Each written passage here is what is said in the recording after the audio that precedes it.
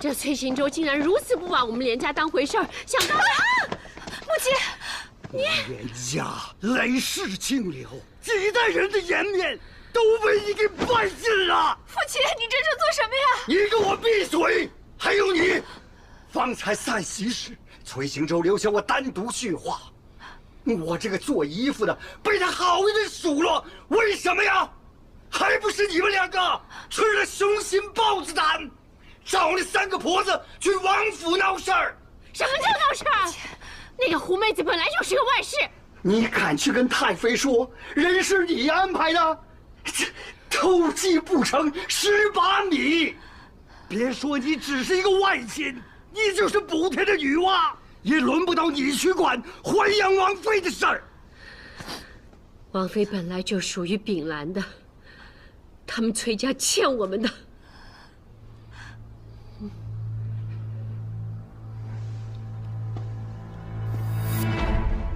我的天爷呀！这些年来，我舔着脸到王府要了多少的好处，递了多少官帖，你居然能说是崔家欠的？这个欠字的一撇我都说不出口，你又是从哪儿借来的这张臭嘴？连寒生，你平日3棍子打不出个闷屁，你今天怎么了？你喝多了吗？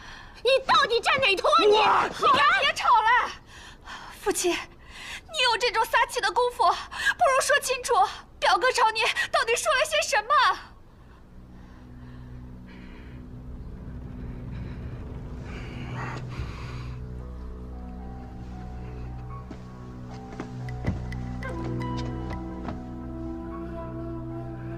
行舟说了，两家既然没有婚约，今后无事就不要上门走动，否则家里那些子侄的仕途都在他手里捏着。他敢！我去找姐姐说理去。他还说了，如果嫌子侄不够，就把我的也加上，要把连氏彻底赶出郑州。母亲，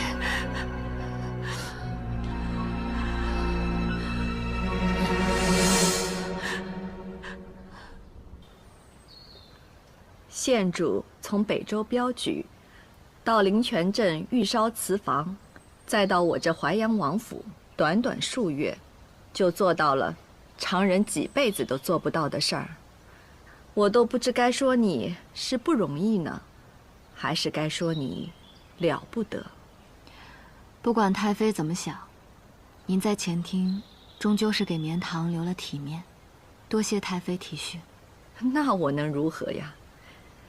你是行舟认定的人，我就是不为你，也得为王府着想吧。今日我算是看明白了，他那些话是为了堵我的嘴。可将来真要做了王妃，哪有你们想的这般简单啊？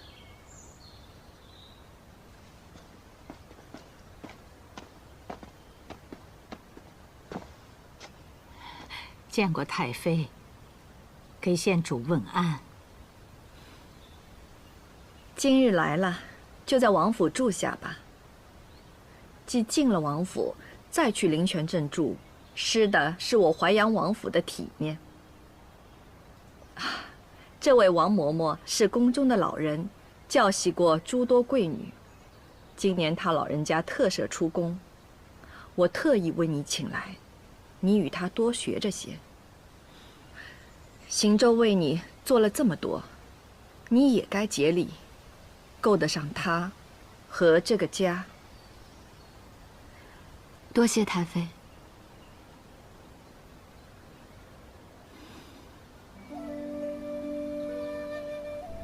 哎呀，如我所料啊，来了王府就回不去喽。早知道这样，不如留在灵泉嘛。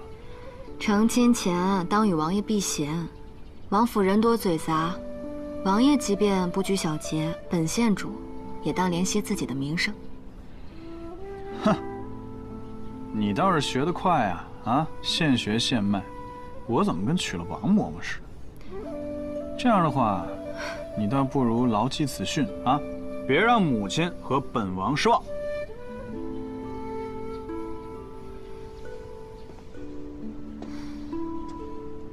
崔行昭，嘿，我看你反啊！本王今日表现如何呀？值不值得让县主嘉奖一下？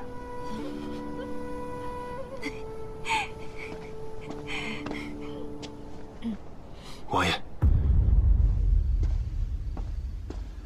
母亲，行舟，半夜3更有何急事啊？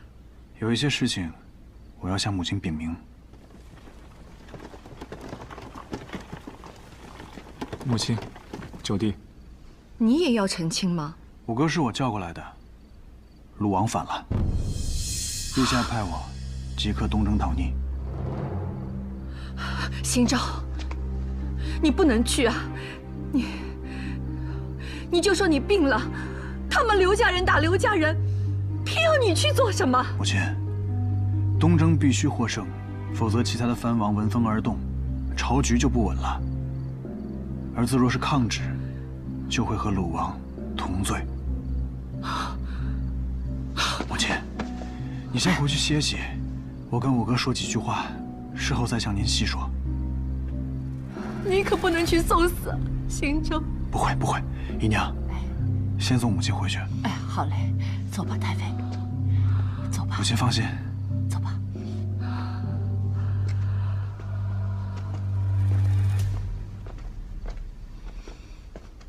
九弟，你叫五哥回来，可是需要五哥为你做些什么？我想把淮阳王府托付给五哥。此战较往昔更为凶险，我若战死，哥哥便是淮阳王。为何是我这个废人？哥哥虽有束缚，可是秉公无私，宽以待人。我只信你。好，五哥替你暂守这王府，但你得答应五哥，一定要回来。五哥还等着喝你的喜酒呢。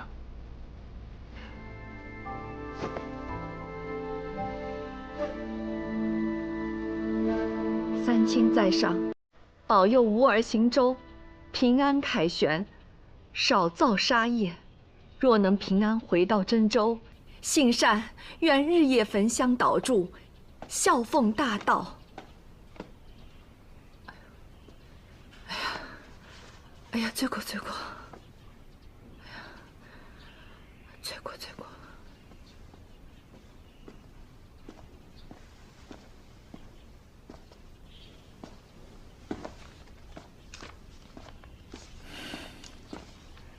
向母亲问安。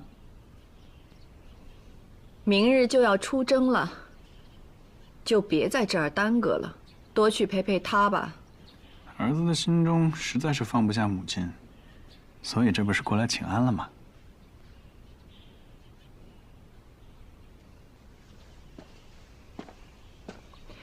你过去可从不对我说如此的话，可是他教你的。当然不是。儿子心中有愧，平日里无暇陪伴母亲，在北周的时候又错过了母亲的生辰。好不容易镇南侯府要做寿游园，儿子又有军务在身，没有办法陪母亲一同前往。你若真有这份心，倒也罢了。最近又是问安又是端水，比垂腿的总角小童还要乖巧，你就不怕为娘把喝进去的茶给吐出来吗？那不能。你就这么不放心这个柳绵堂？他若懂规矩，做母亲的自然是疼他这个儿媳的。那母亲能不能再多疼爱一点？你说什么？那我说了，母亲能不能再多疼爱一点？你休要打这个主意，这可是我们崔府的传家宝。那这不也是给历代王妃的传家宝吗？我跟她都已经签过婚书了。等他过了6礼，我自然会给他的。哎呦，母亲，多说无益。当初，你祖母也是等我进了青庐之后，才将这些信物交转给我的。为娘可是伯爵府的嫡长女，她不过就是一个县主，怎能逾越？那既然这样的话，儿子就只能多滞留几日了，把堂给拜了。你说什么？那母亲要遵循老祖宗定下的规矩啊，儿子理解的，不能怪母亲。要怪就只能怪儿子疑心病重，非要把这个信物给了他之后，才能放心的出征嘛。那这样的话，我就只能落得一个抗旨、延误军情的罪名，那我就担着吧。哎，你去哪儿啊？我去传军令，延后出发。不许去！我给他就是了。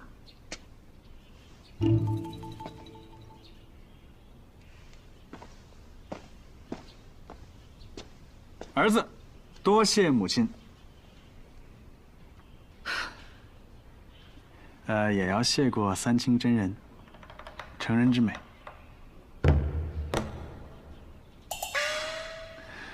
母亲，儿子此番定平安凯旋。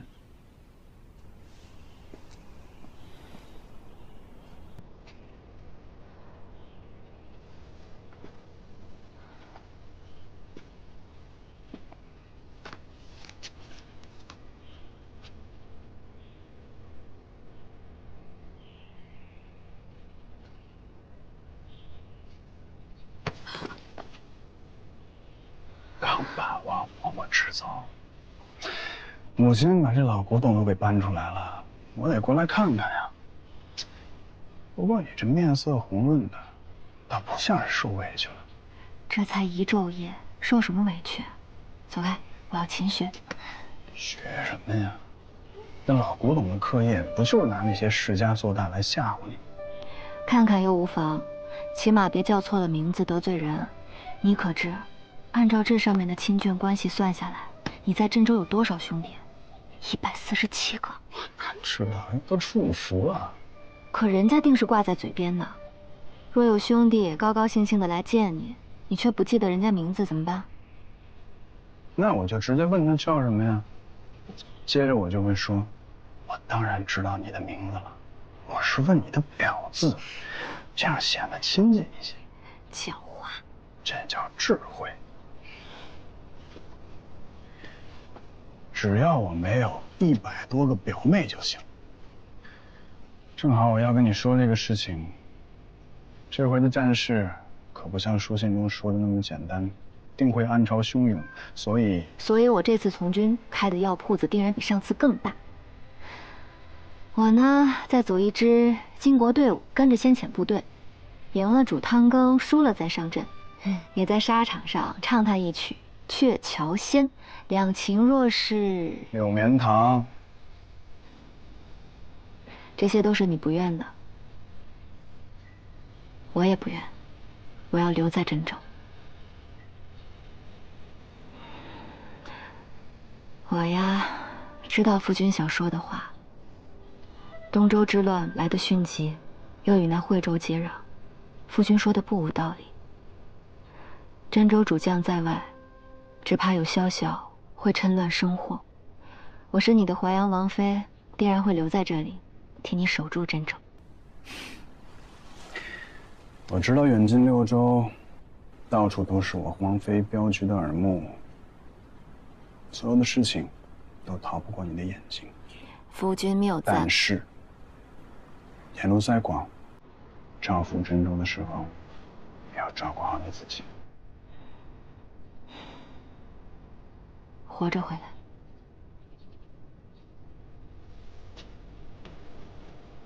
知道。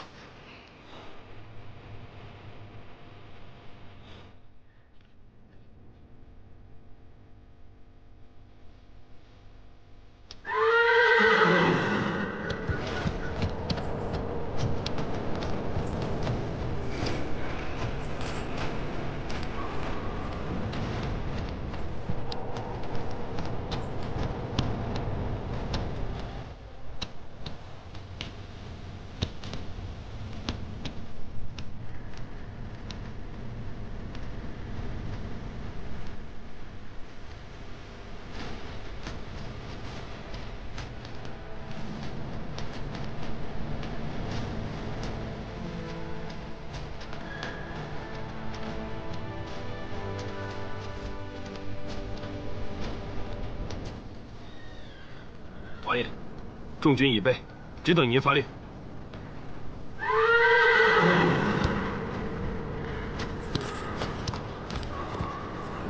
众将士听令，出征！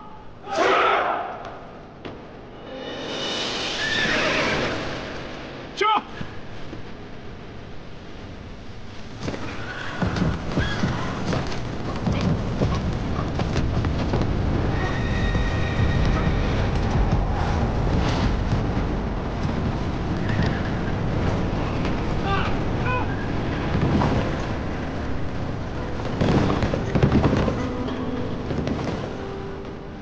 高侯，武王死了，我家王爷奉旨前去平乱，特让我来相告。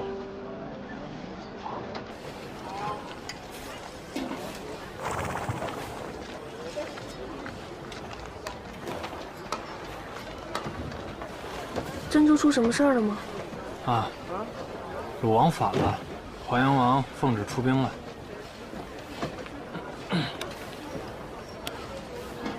担心什么？我担心神松了，瓷器一碎。放心吧，有我这个真州世袭监粮官在，碎不了。那你要去打仗吗？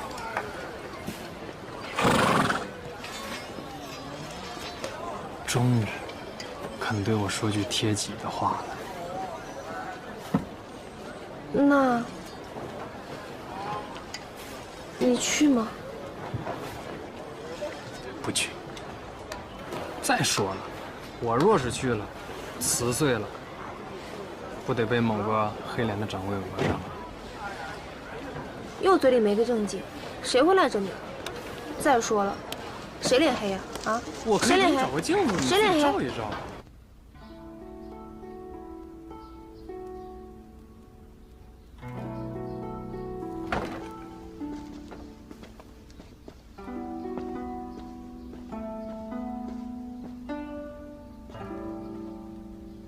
太妃，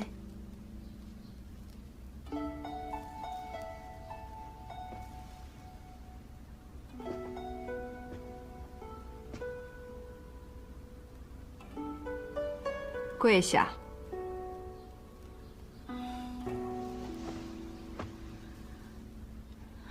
你也不问问，我为何罚你跪祠堂？您是绵堂未来的母亲，母亲教训规矩天经地义，绵堂心悦诚服。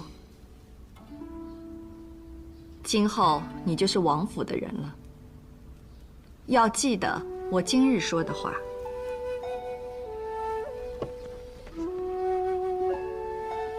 这是我淮阳王府的传世之宝，历代王妃都曾戴过它，多少名门闺秀都对它求而不得。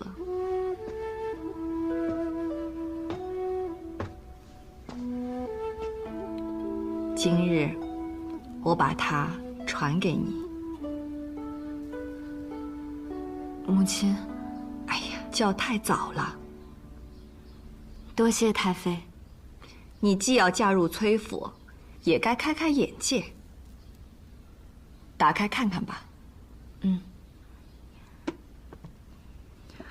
可不要过于惊讶。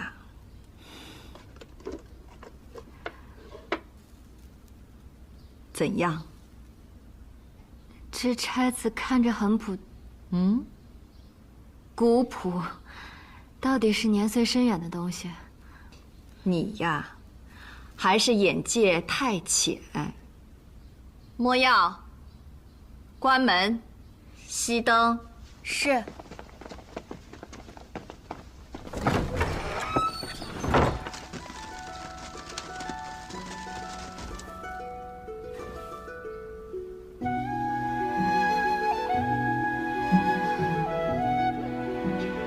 这下明白什么叫传世之宝了吧？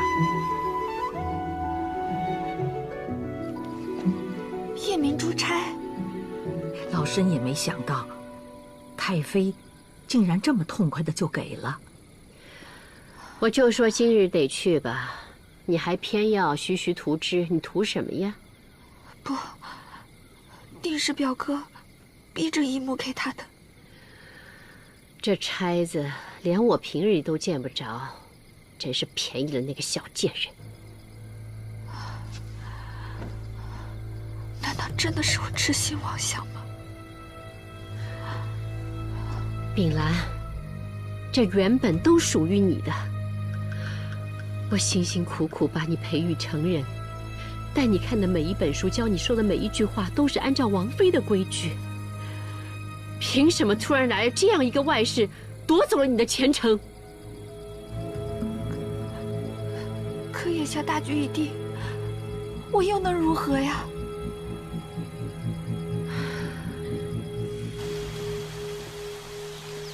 国丈不是要说战策吗？怎么带过来这种地方？臣听皇后所言，东周鲁王叛乱，令陛下食不下咽。臣作为国丈，也甚是心疼，因此，国丈要带孤散心？不，臣岂敢浪费陛下的光阴呐！哎，这哪来的琴声啊？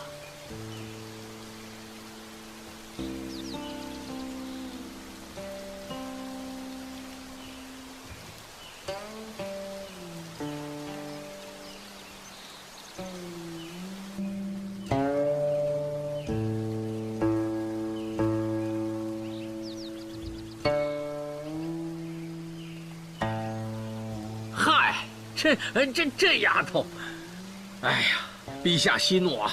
这是我第4女雪露，惊扰陛下了啊！惊扰陛下了。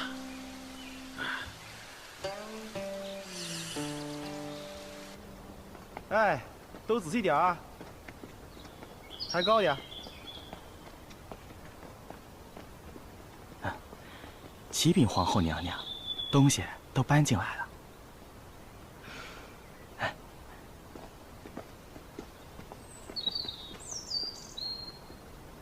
雪露参见皇后娘娘。你是懂吃的，过去家里做的鹿鸣饼分不到你院里。你若想念这味道，四姐今后时常做给你吃。四姐打算在宫中陪我多久，我好来安排。我只知道今日陛下和爹爹都很高兴。我说思念妹妹，想逛一逛御花园和宝骏园，陛下就答应了，没许期限。爹爹说了，即使陪自家妹子多久都可以。其实也未必非要出去。从前这崇华宫很僻静吧？有我帮你，陛下要来得勤了，也能热闹些。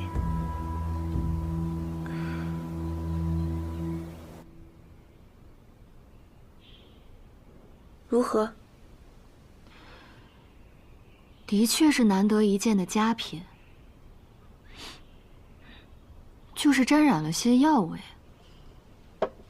药味？若我没猜错的话，你此时风尘仆仆地赶回来，是为了带你的新词去参加此次的御贡遴选吧？今年不同往年，改天换地了，灵泉镇的词商们都在加急筹备着。与他们相争，非我本意。我参加遴选，只是想得到我父亲的重视，能让他老人家打心底里认可我，这一切便值了。若我说，贺家此次必输呢？我深知陛下不喜灵泉青瓷的精致繁复，御贡品类的更迭是迟早的事。何况今年户部的官员已亲至灵泉镇，其意不言而喻。若灵泉青瓷失了御贡资格，那贺家身为皇商的数代基业也会因此动摇。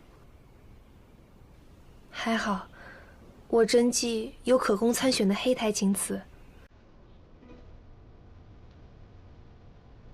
这些都是你辛苦打拼得来的，拱手相让，舍得吗？我终归姓贺，总不能赶在家族遇困、商会受冲的紧要关头上，和他们相争吧。你愿不计前嫌地帮衬你父兄，这般重情重义，我这个外人都会被打动。但你的父兄可会成情，记着你的好。他们从前把你的付出看作理所应当，欺你身为女子不予重视。若此番能够有所改变，倒也不失为一桩好事。可若你的父兄仍不思悔改，乃至变本加厉，我希望那时你多为自己想想。身为女子，无论何时，自己所拥有的，方是安身立命之本。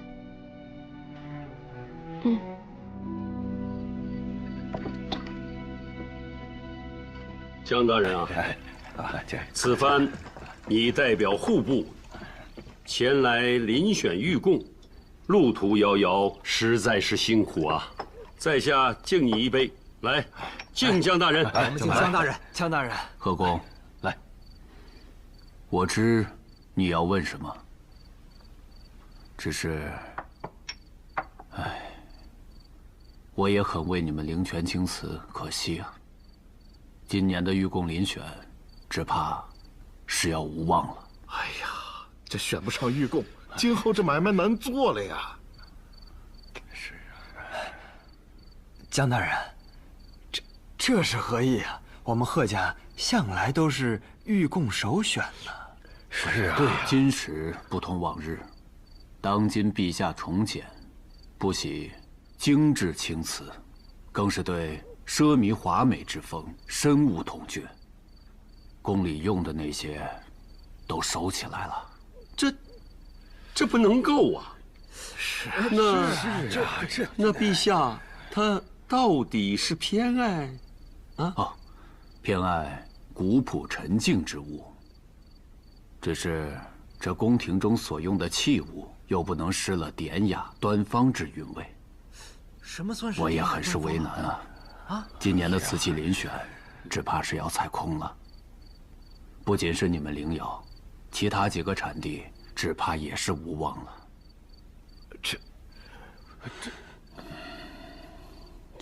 哎呀，是啊，如何是好啊？这以后就麻烦了。江大人好久不见，小女贺真向您问安。贺家三娘子安。真儿，你怎么回来了？你这个丫头，你！我从窑上回来的，新窑的黑胎青瓷烧制成了，就紧赶慢赶回镇上给江大人过目。黑胎青瓷。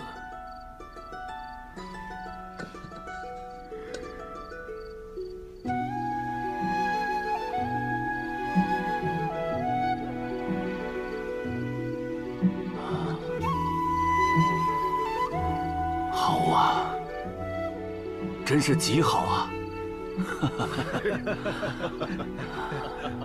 极好啊！这把就忘了，没错。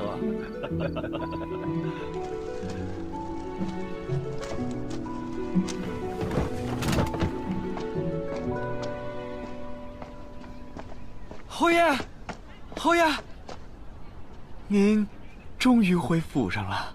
本侯刚回郑州，还要见母亲，不见客。哎，侯爷，您不会还在生气吧？为何生气啊？我那不争气的妹妹，那逃婚的贺真啊，跟个没事人一样，就这么回来了。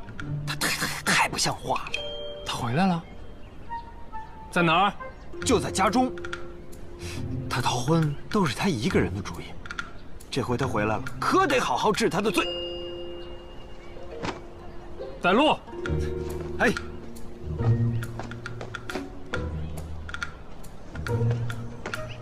徽釉色泽温润，有浑厚古拙之美。这每件器具足以代表我贺家的水准。真儿，父亲，父亲就原谅你这次不辞而别。你不辞而别事儿小，可赶逃侯爷的婚事，看侯爷怎么容你。侯爷，侯爷，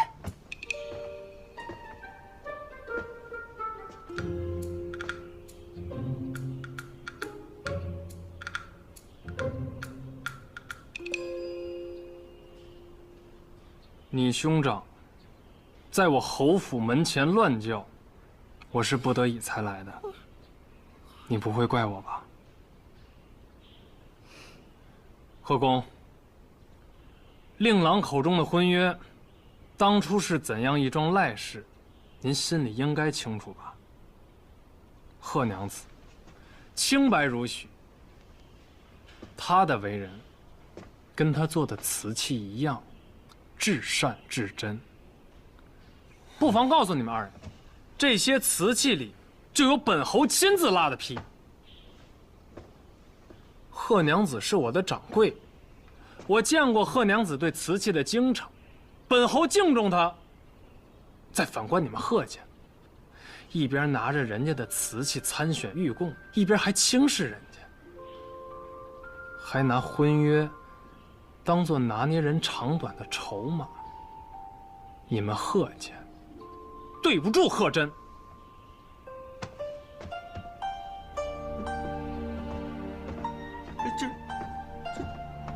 哎呦，哎，爹，英七娃，你的伙计不光能干活，还能护主。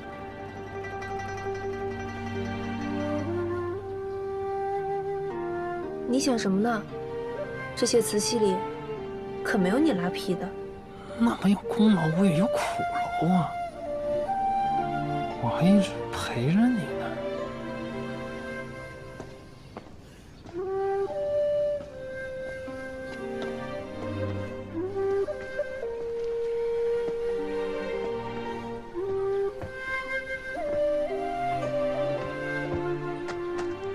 若你父兄还要生事，我就明日还来，再摆他们一道。侯爷，快回去吧，不送了。啊，全儿，母亲，我正要去找。哎，你这混小子！去北周是别人告诉我的，回真州你就来临泉镇。哎呀，还有人呢，还有人呢！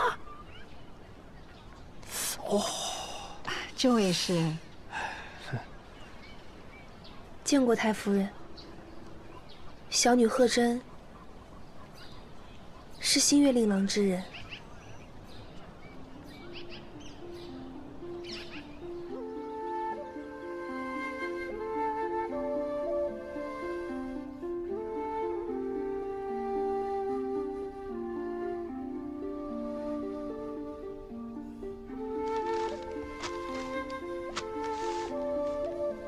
什么意思？你应该明白吧？太夫人误会了。您放心，我和侯爷还没到那一步。那就赶紧走到那一步，别踌躇不决的了。这银钱你拿着置办嫁妆，不够了再管我要。可是我之前落了您和侯府的面子。唉，贺府的事儿，还有你这几年的经历。全儿都跟我说了，这么好的小娘子，怎可在家中受委屈呢？要我说，这婚讨得好。还有啊，那御贡遴选之事，若有什么需要帮忙之处，尽管与我讲，侯府替你出头。太夫人的心意，真儿感激不尽。只是，女子立于世，不能总仰望他人碧玺，还得学会自己处理。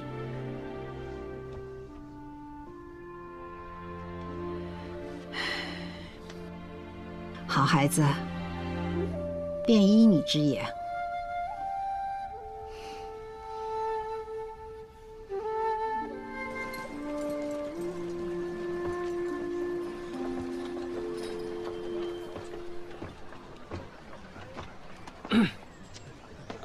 母亲说了，待遴选事毕，就上你们家去提亲。我答应了吗？你必须答应，不然我……不然，明日你就学淮阳王出门打仗去，休息是吧？啊，你怎么知道我要说什么？你就想背上行囊走出宅子，赖定我了呗？没给你工钱，因此你想让我以身相许？这我倒没想过。你这个主意好。不愧是我掌柜的啊，妙。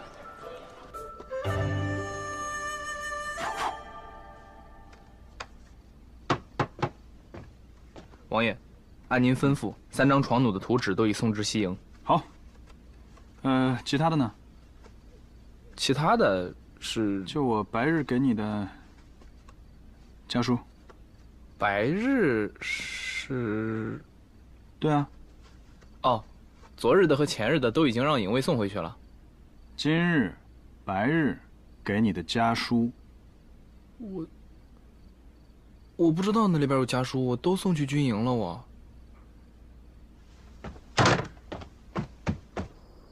此床弩共36处机枪，诸位可都记得了？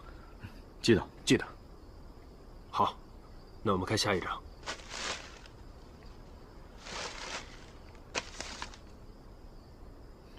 王爷竟用了自己的命号，定是极为机密的要件。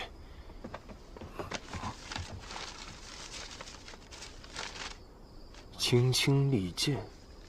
王贵，王爷，末将在。声音太大了，我在外面听得一清二楚啊。属下失职，王爷心思缜密，属下佩服。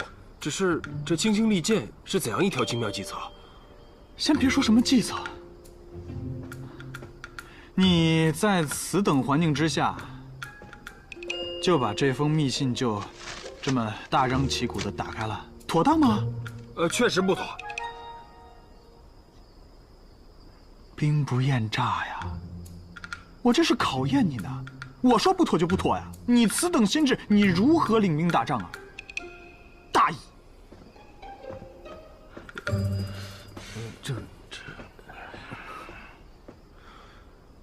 哎，我们很大声吗？不大吧？啊，不大。青青利剑，一日不见如3月兮，一日不见如3秋兮，一日不见如3岁兮。矫揉造作。此行未留字帖，便以此书为帖，请夫人将这篇王风才葛，誊摹10遍，归期检。这个崔行仲，夫人，夫人，太妃来了。好。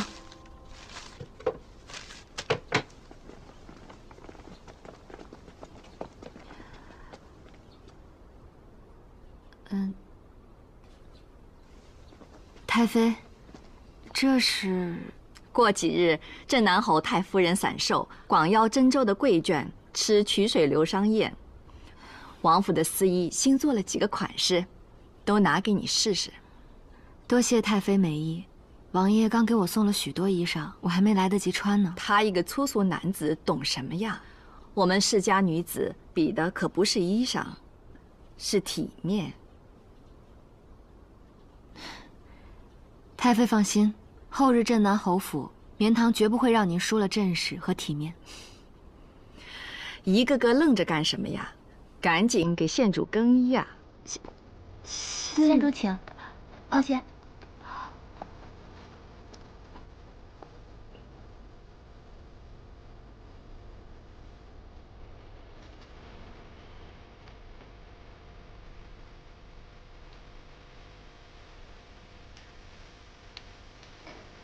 这也要脱啊？要是再放一些，放一点，要喘不过气了。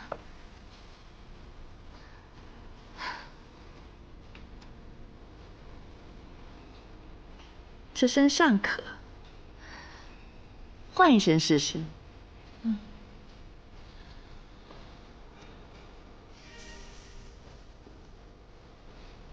这身也不错。哎呀，果然什么衣裳都衬得起来。我年轻时候呀，最爱这颜色了，也适合你。哎，再换一身我看看。啊。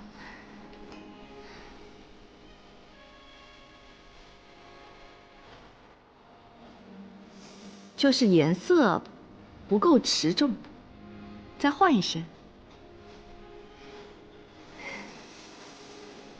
好看，真的太好看了！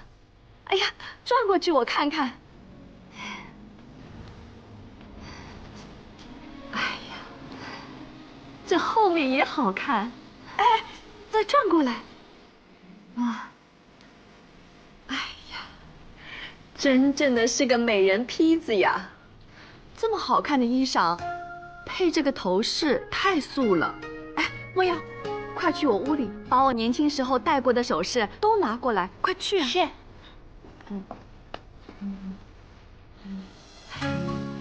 真好看。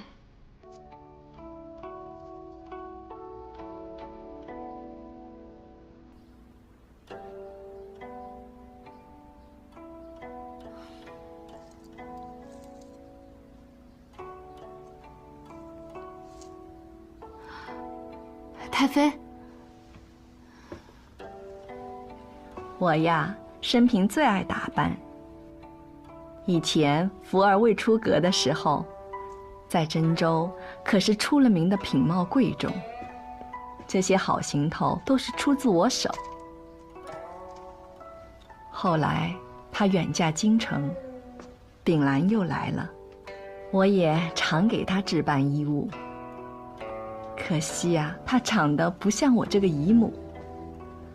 虽然五官秀丽，但还是小家碧玉了些。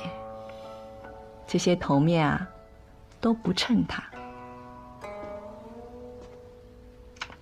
没想到啊，最终得了你这个儿媳，淡妆浓抹都撑得起来，好好打扮打扮啊，便像个正统的千金了。难怪邢州这么挑剔，也对你一往情深呢。邢州走了也有10几日了，太妃一定很想他吧？像我们这些行伍人家的官眷，一辈子啊，有半生都是在等待的，再也没有了思念这2个字。我是如此，将来你也是如此。邢州的性子能这般通透，定是有一半是随了您。有吗？也是啊，自然是随了我。君子讷于言而敏于行，邢州这么爱重着母亲，那定是从幼时耳濡目染，所以不管他身在何处，定是心中都时刻牵挂着母亲，牵挂着这个家的。什么牵挂，也比不上一句“诸事平安”。你是不知道，邢州从军以来，还从未给家里写过一封报平安的家书呢。没有过吗？他给你寄过？从未有过。那你也别盼望了，以后就习惯了。哎呀，这些发饰就没有能配得上这根簪子的。你还有别的发饰吗？可能没有太合适的了。无妨，拿出来我都看看。真的没有了。哎呀，妆奁不就在这儿吗？这是邢州的笔记。青青历见，一日不见，如3月兮。这是他给我的字帖。字帖？出征前留给我的，没有写过家书。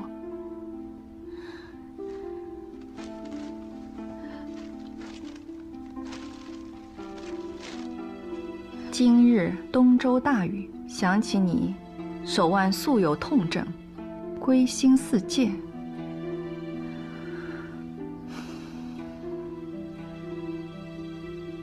太妃，邢州定是也很思念您的。行了，你们通上书信，我也就放心了。只是我不知道你手上有痛症，叫下人好生伺候着吧。毕竟要回这么多家书，也挺累人的。不碍事。天色不早了，就不扰你歇歇了。太妃，留下来用晚膳吧。厨司做了您最爱吃的小点。莫要，回屋。太妃。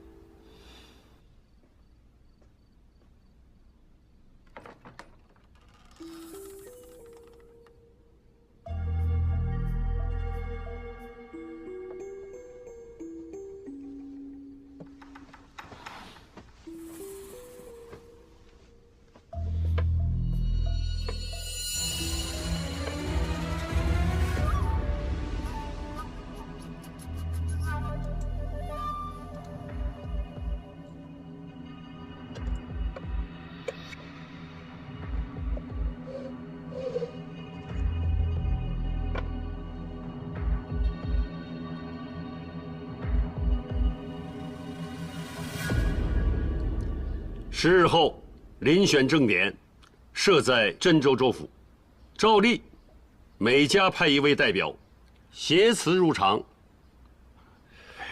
贺老会长，我们这几家都没烧出黑胎青瓷，去了，只怕也是白去啊。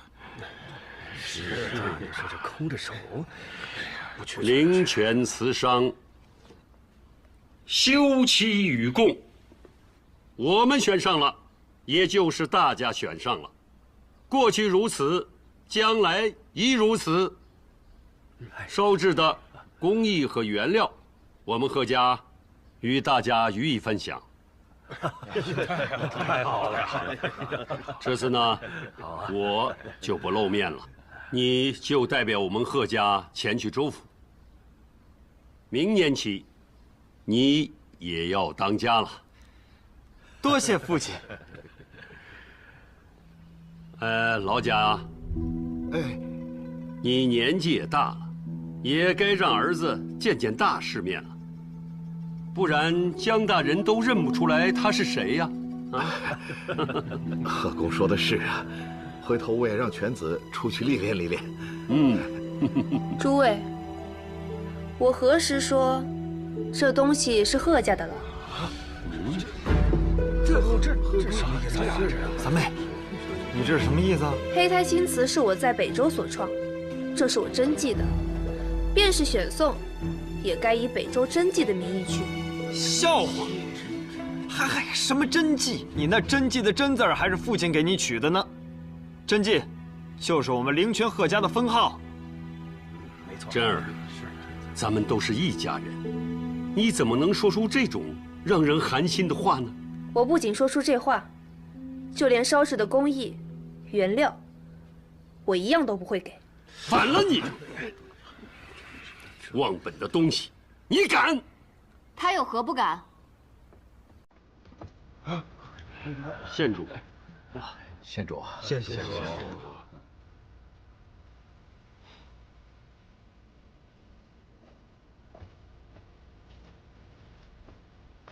各位都请坐吧。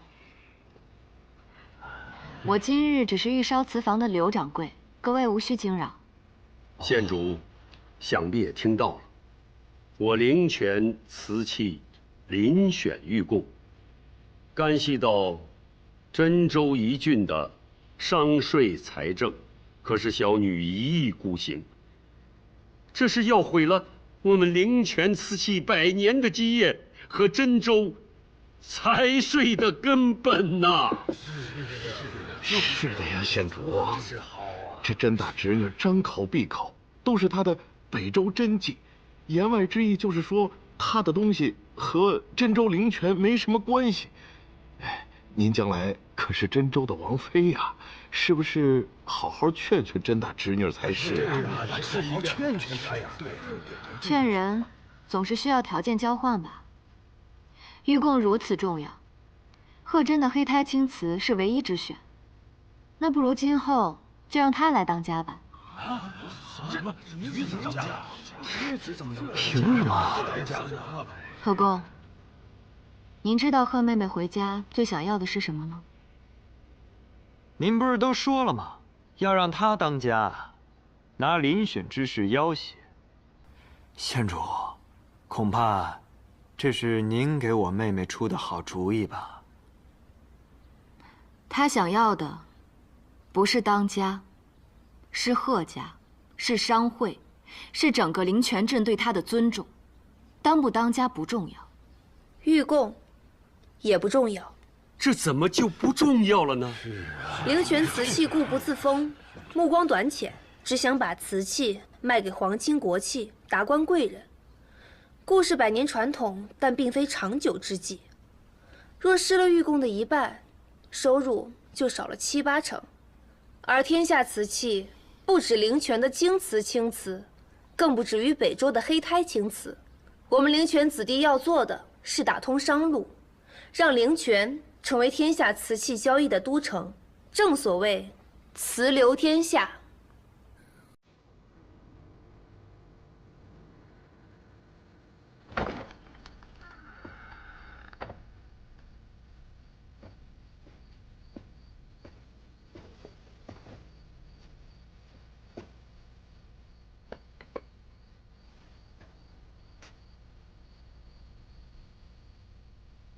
你不是一直想要贺家吗？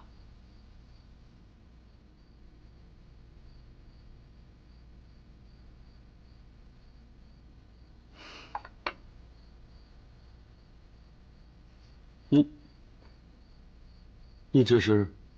父亲眼里有了女儿，女儿才有贺家。继承家业，其实对女儿来说并不重要。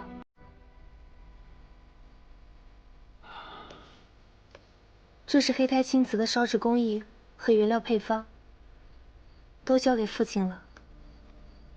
北周的紫金图我也求了刘姐姐那边，她答应我1旬之后就通过她的良心镖局送1000担过来。其实我都听叔叔伯伯们说了，您在他们面前夸我瓷器做得好，女儿虽没亲耳听见，但女儿心里高兴。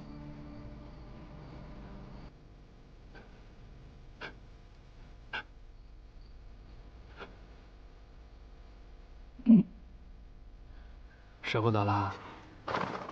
用不着，那2位大婚的时候，咱们还得回来嘛，是不是？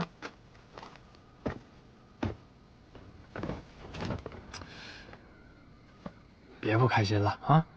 我先带你去个地方。去哪儿？哎，你还记得你那个二哥，把咱俩骗到酒楼里边，还给咱俩下了那种药？我最后抱着你，给你放床上的时候，我特别想一下，要不咱现在给他补了去？你想什么呢？你看，跟我在一起，保证你日日笑得肚子疼。啊，找神医，快治治我的肚子！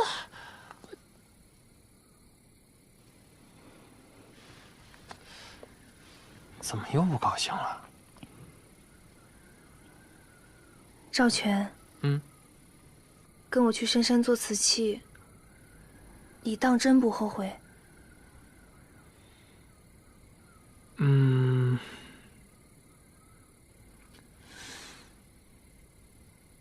我想过了，我什么都可以不要，但我只想永远跟你在一起。你做瓷器成功了，我就跟着你一起笑；你做失败了，我逗你笑。只要你愿意，我就永远给你当伙计，不管天涯海角，我永远陪着你。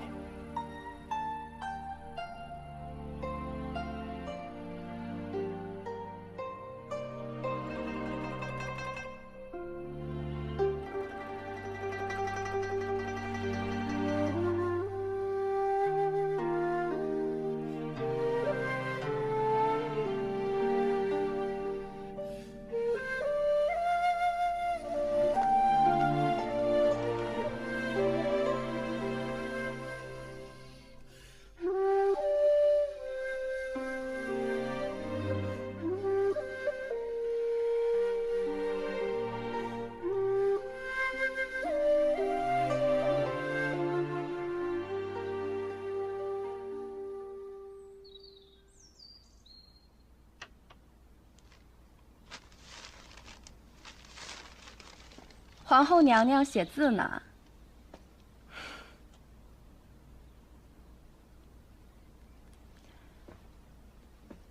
这是你的字吧？姐姐喜欢这幅字。我见过那么多墨宝，就喜欢你的字。这一幅尤其见比例，正好我那处墙上太空了，得挂点字画才好。四娘子，坤是皇后用的。我虽喜欢这个坤字，可论尊卑，皇后在外人面前，我是绝对不敢僭越的。只是论长幼，我又是七妹妹的嫡姐，也不好居下。妹妹可还记得我常常佩戴的那块玉佩？不如妹妹在坤上加上一横，写一个身字。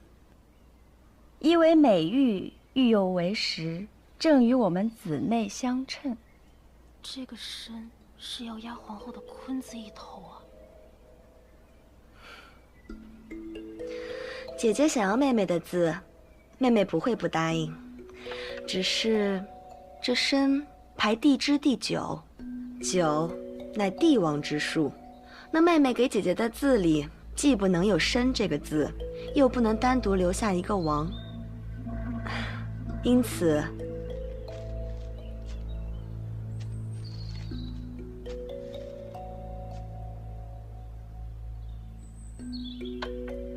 妹妹送姐姐一个坤字旁边的土字吧，意为做人应脚踏实地，如何？我不要。姐姐，皇后送的，你得要。雪霁，你可别忘了父亲的叮嘱。拜见皇后娘娘。进。娘娘，老奴是来传圣谕的。陛下说了，天气转寒，宫内的气象也相应变化，添衣必经，但不能浪费，要开源节流，减少那些个滞留在宫内的闲杂人员。这是何意？我岂是什么闲杂人员？您当然不是。陛下特地关心四娘子，说宫内有什么要逛的园，等您逛好了，好送您安全离开。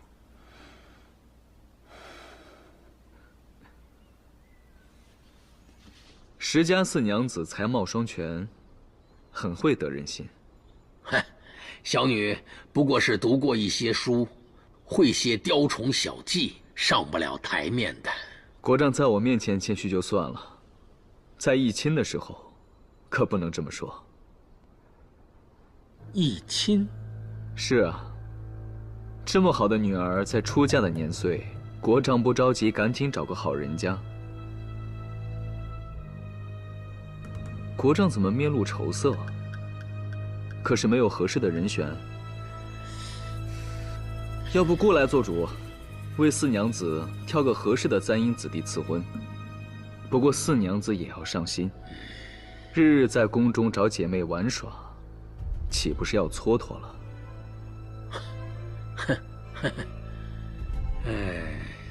臣承蒙陛下的关心。国丈客气了，这也是姑的家务事。是，只是这家务事是陛下的意思，还是皇后的禁言呢？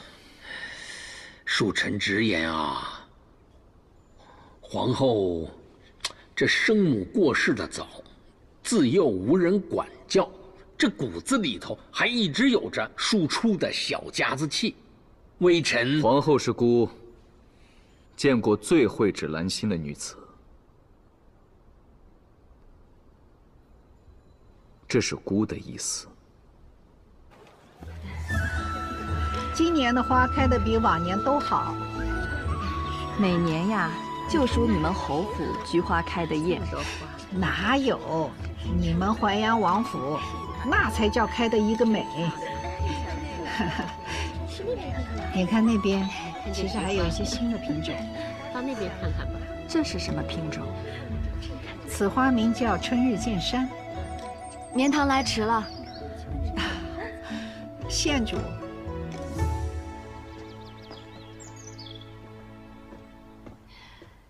恭贺太夫人芳尘，绵堂今日来迟了，还望夫人莫要怪罪。生分了，县主今日能来，我真是太高兴了。绵堂见过太妃，见过莲夫人、莲娘子。哟，这县主头上的珠钗似玉非玉的，也不是什么翡翠，莫非是？是夜明珠。夜明珠，竟有金丹那么大。苏文崔府有一只传世的夜明珠钗，便是这个宝物了。早已不是什么时兴的款式，也算不得宝物。在家里放久了，怕蒙灰，绵堂戴着又好看，就随便让它簪一簪。恐怕要等天色暗下来，才能入得了各位的眼。哎呀，这离天暗还有一段时辰呢，我真是等不及看一看这夜明珠的光彩了。是啊，太夫人，开席前先让我们一睹为快。是啊，是啊。既然如此，诸位夫人，趁着其他女眷还没有到齐，就请随我到茶室吧。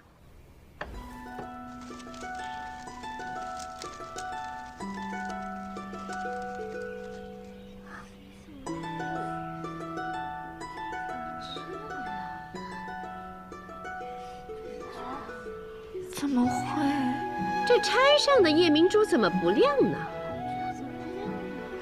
怎么会如此呢？这可不太像夜明珠啊，倒像是块普通的石头。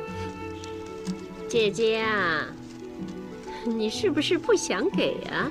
什么破天的混话！我堂堂王府太妃，若是不想给一个人，便是三清在世，也休想从我手中沾走一片灰。即使想给，我又何必拿个赝品糊弄人呢？姨母切莫生气，我们都是信您的。只是这枚珠钗确实并非那颗夜明珠，其中必有什么蹊跷。我来问你，那日我给你的是真珠钗，你认是不认？我认。好，既是认，那你来解释解释，为何这只珠钗成了假的？可是你调换了。是。为何？这是怎么回事？绵堂之所以换掉珠钗，都是为了太妃着想。这是何意啊？太妃常年奉甘露于祠堂，对祖宗最是敬重。这根珠钗按照祖制，是行过6礼之后才能给心腹。而太妃太过慈悲，又真心回护我，怕我出身新廷，引人构碎，这才将这根钗子提前赐予我，让我穿戴于人前。绵堂想全了这份心意，更不忍太妃为了我破了王府的规戒，一朝忤逆，绵堂不孝婆母，一朝顺从，则太妃不孝宗族，绵堂实在左右为奸。这才想到了一个笨办法，在行6礼之前，先带普通珠钗，以求两全。不想今日在诸位夫人面前闹了笑话，绵堂实在有罪，还请太妃责罚。照你这么说，那枚珍珠钗没有丢？自然没丢。县主起来吧，全权之心应该夸奖，哪能罚呀？多谢太夫人、太妃宽仁。那既然珍珠钗没丢，不如把宝物请出来。一则为县主误会缠身，最是需要证明清白的；二则，我们这些人胃口都被吊了1日了，是真想亲眼一睹这夜明珠的芳泽呀！是啊，秉兰，这就是你不懂规矩了。这珠钗怎么请得出来呢？要看也得去王府才行啊！哎，大家说是不是啊？是啊。太妃，县主意下如何呀？欢迎之至。每年这个时候啊，都是最好看的时候。这些花都是稀有的品种，我看了还是您。连大人遇到一桩劫案，事关王府。怎么了？啊，姐姐，寒山他遇到一桩劫案，事关王府的。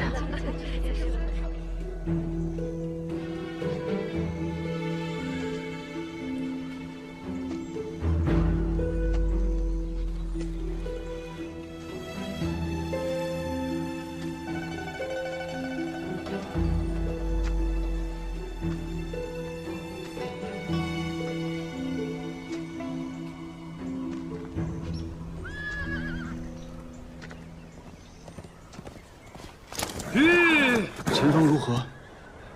王爷，援军何时能到？前方先报，冀鲁2军并未派兵增援，他们按兵不动，不知何为。不仅如此，原本前往东岭关的鲁王左翼军也未受牵制，正转道折返往同域而来。届时，一旦与谷外右翼军形成围势，夹击之下，我们毫无胜算。王爷，眼下我们该怎么办？敌众我寡，不能应战。今日他们定会主动来犯的。骊山裸岩利壁，只有栈道可通行，易守难攻。现下只能撤至骊山，根据地形防守，再想办法突围。传令下去，全军撤至骊山。是。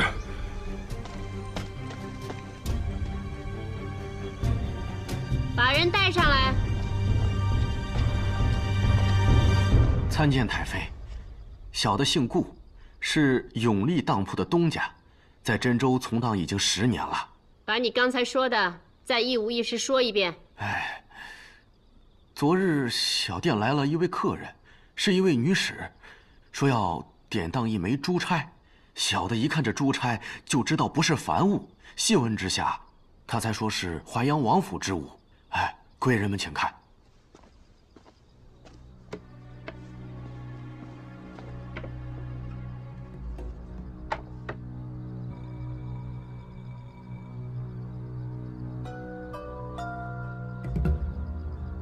莫非这才是真的夜明珠钗？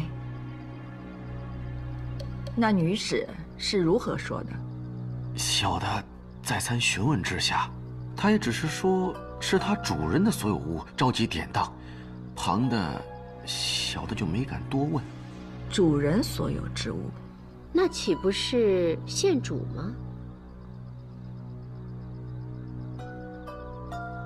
把怀桑县主叫来。东西就在屋里，你们在这儿等我一下。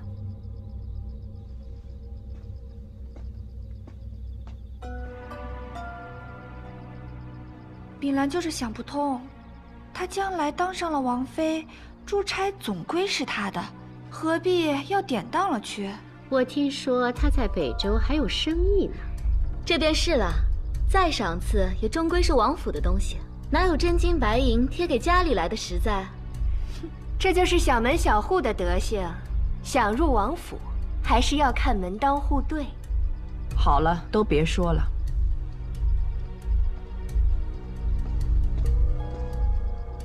莲堂去换了身衣裳，让诸位久等了。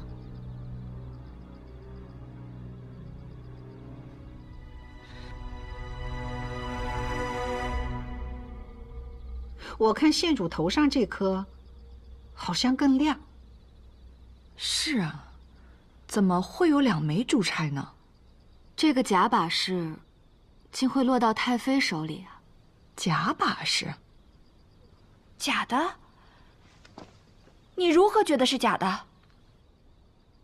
因为是我做的，用玉石粉和萤石粉称量混合，熔炼成浆，涂抹在瓷坯毛珠上。只要白日里晒足了日光，便会亮好几个大夜。灵泉镇瓷窑师傅那儿有具体的方子，给1匹绢就能做。假的一摔就会碎，不信的话，可以试试。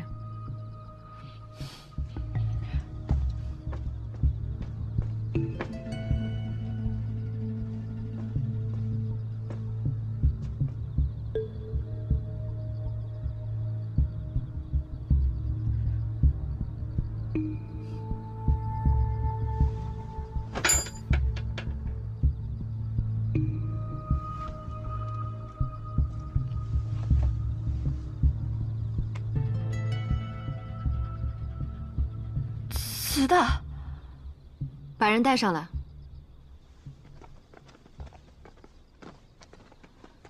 王嬷嬷，这位王嬷嬷多次窥探我庄帘所在，我便有了提防，提早做好了赝品，以防生变。果然，她趁我装睡时取走了珠钗。我派王爷的影卫暗中盯着她。说来也奇怪。这位宫里出来的教习嬷嬷，除了王府和自家宅子，还去过其他许多地方。小心！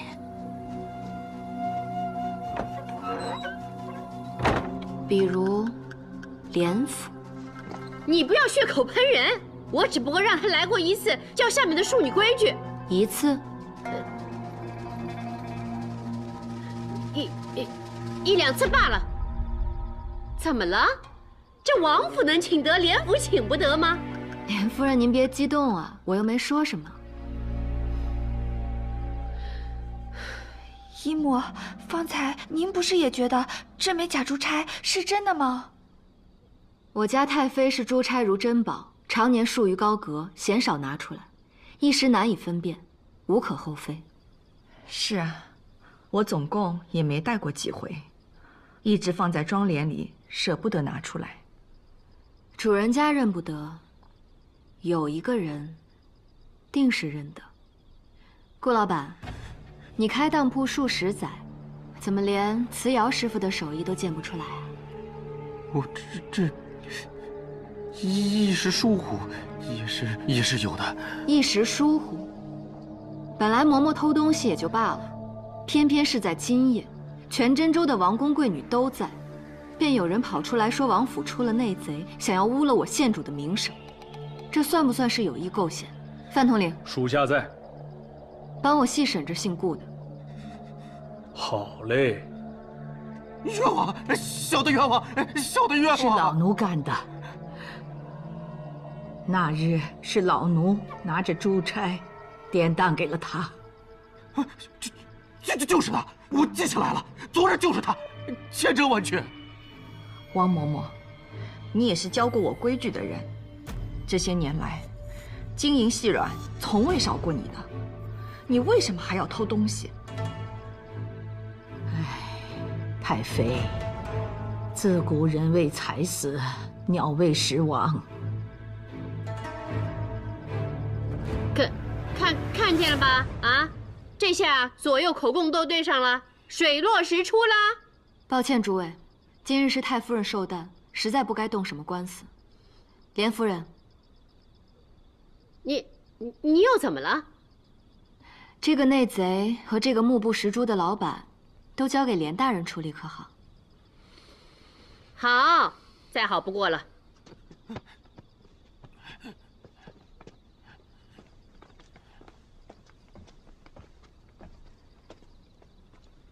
县主，你受委屈了。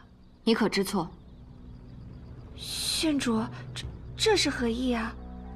今日珠钗有疑，你第一个发现，不去盘问经手的下人，反而将矛头指向了我，一口咬定此事当中必有蹊跷。你这是要让这么多贵人看王府的笑话呀？不是，我只是一时着急。太妃这么多年都谨言慎行，凡事都以王府的颜面为重，连我这个初来王府的都记在心里。你自小在王府长大，怎么就记不住？碧兰知错了，碧兰只是着急找珍珠钗，一时糊涂，不会说话。不会说话，因此才便不要再说了。王府不缺你这点主意。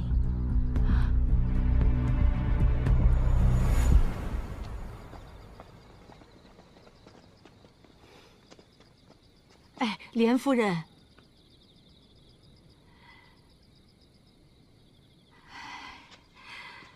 我还有些提己话要和连夫人说，烦劳您稍后。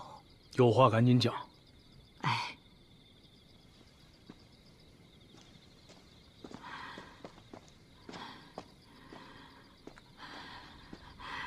嬷嬷，既然老身认了罪，便不会再供出第二个名字。多谢嬷嬷，我定让寒山从轻发落。20年前你来问我，崔君该不该嫁的时候，倘若我没有挑剔他风流成性，那么草率地给你建议，恐怕你也不会跟你姐姐换了婚书。如今的生活呢，也应该是富贵荣华，不似这般经营的这么辛苦吧？你帮我，是因为心中有愧。当年欠下的，老身已经还清了。唉，告辞。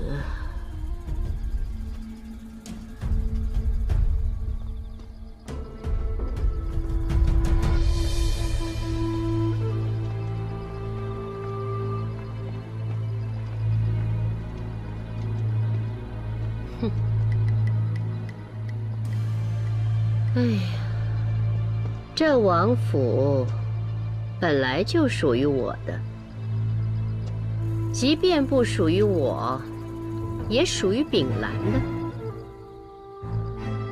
我不认命。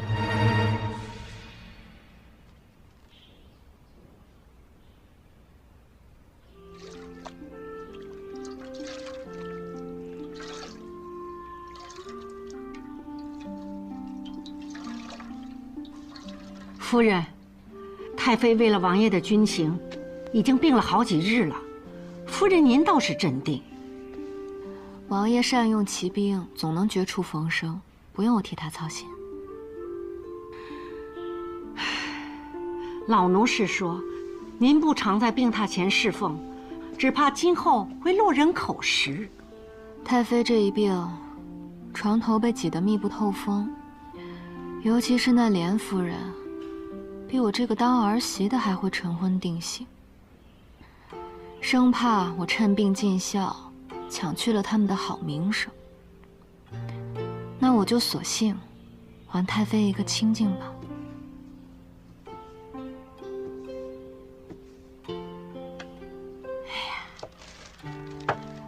练了这么久的字了，总算有点行舟的风骨了。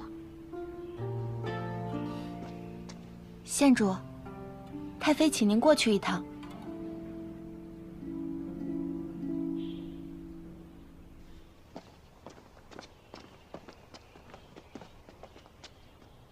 连夫人，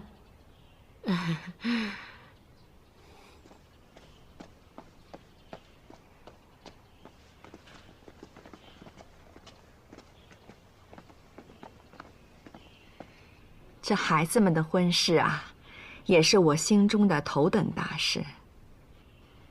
且都回去吧，必然让你们都称心如意。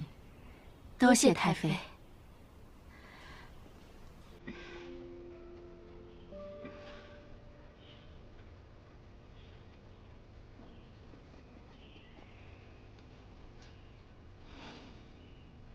绵堂来了。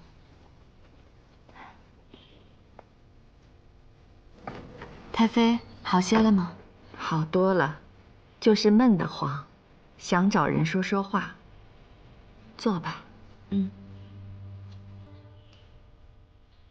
昏睡了这几日，只在人堆里匆匆看你一眼。我知道邢州出事，最担心的人除了我，便是你了。只怕这屋子里最信任邢州的也只有我们了。太妃，您别太担心，邢州一身的本事，定会逢凶化吉的。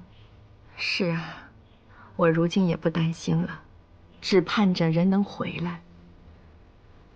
这王府的男子出了门，留给女子的就只是等。以前老王爷纳妾的时候，我心中也不甚情愿。你说哪有女子愿意分享自己夫君的？可如今老王爷不在了，才发现他纳妾的好处，便是给我留了许多可以说话的姐妹，不至于寂寞。这夫君在世还好，可等恩宠不在，成了魏王人，就要夹起尾巴做人。儿女的前途，全悬在了当家主母一个人的身上。等你日后成了王妃，你就知道这等权力的滋味了。女子的好颜色能维持多久啊？唯有贤德才是经年不变，叫人敬重的。太妃说的是，因此一直我也没有在追求什么权利，我的心胸也没有太妃那么宽阔，我只盼着一生一世一双人。